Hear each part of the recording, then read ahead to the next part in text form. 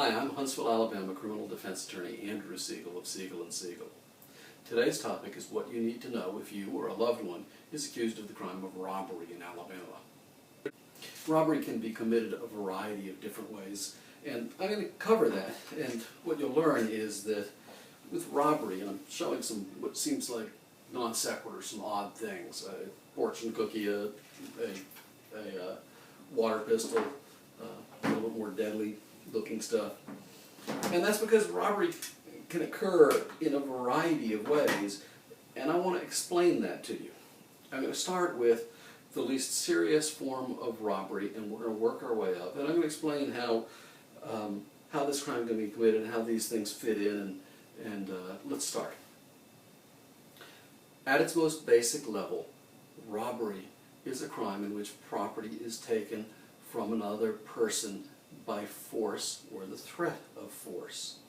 So basically this means where somebody uses force with the intent to take property from another person. So to use an example, if some thug walks up to your grandmother and they decide, I'm going to take her Happy Meal, and let's call the bad guy Thugs McGee. And Thugs McGee walks up to your grandma and says, give me your Happy Meal. And she surrenders it. Assuming she surrenders the Happy Meal because of that threat of force, the crime of robbery in the third degree has occurred. She surrendered it because she is put in fear by the threat of force. Now let's assume that Thugs McGee has gone off to his little corner somewhere, his little rat hole, and enjoyed the Happy Meal. And he is full, and he thinks, you know what, I'm going to go back to that McDonald's and I'm going to go hit me a lick. I'm going to rob it later. So in his plans, he goes down the street to Walmart, and he grabs him a water pistol. He thinks, I'm going to use this water pistol and I'm going to go in there and rob it with this water pistol. Now, as he is trying to walk out the store detective sees him, and he's trying to get out the store with it, and the store detective sees him, and old Thugs, he pushes the store detective to get away with it. Guess what? Thugs McGee has just committed another robbery third. Why? Because he has used force to get away with the property, and that's another way of committing the same crime. Now let's change the facts a little bit. Let's say Thugs McGee goes to Walmart, he starts to do this, and he sees the security guard and he goes, oh crap. He puts the thing back. Store clerk comes to stop him. Now he's abandoned the theft. Store clerk comes to stop him and he pushes him to get away. Is it a robbery? It's a good argument to be made, and probably that would be made by lawyers, that, no, wait a second. That's not a robbery, since his purpose in escaping is not to escape with the property, it's just to escape. Those are the kinds of things that we lawyers argue about all the time.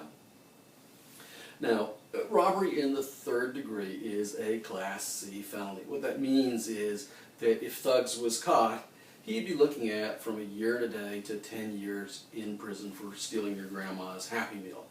And obviously it's a serious crime.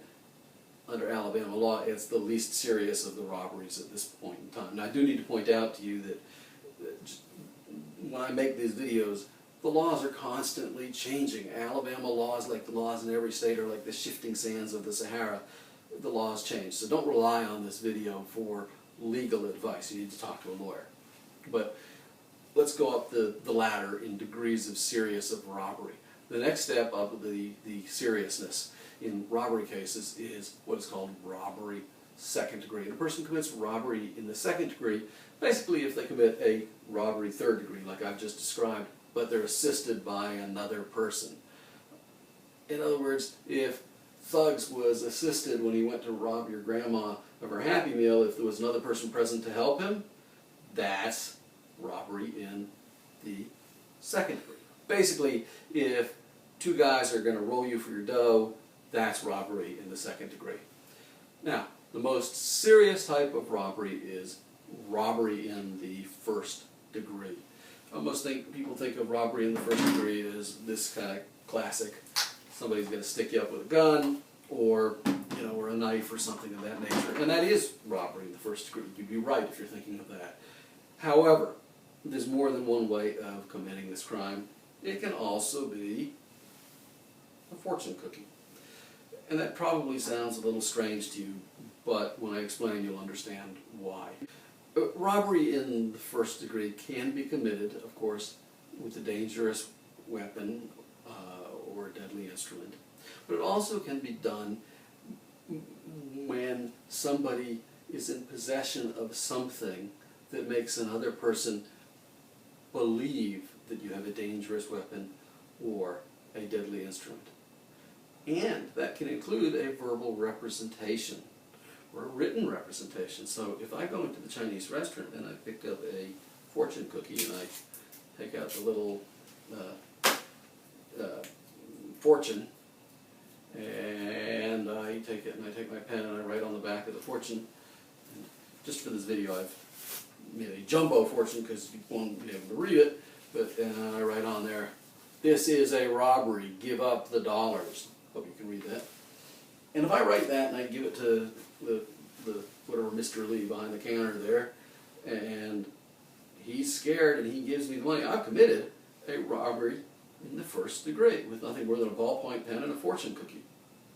Same token, if Mr. Lee is having a really awful night and I leave and behind me comes Thugs, who has got his water pistol, and he walks in and says, "Give it up." Now, looking at this, you're probably going, nobody's going to believe that's a gun. And that may be true. So would that be a robbery first degree? Good question. His lawyer might say, "Oh, come on, Judge. Nobody's going to believe that thing's a real gun." Depends on the facts. If Thugs McGee walks in and says, "I got this thing filled with battery acid and you better give me the money or it's going to melt your face clean off like a bowl of Jell-O," well, that might be a robbery first degree. If Thugs McGee takes it and says, "I got this sucker filled with lighter fluid and I got a lighter in this hand and I'm going to light you up," probably is robbery first degree. If Thugs McGee has taken a water pistol and spray painted it black, which I just did, that's probably good enough too. So there are a number of ways that robbery first degree can be committed.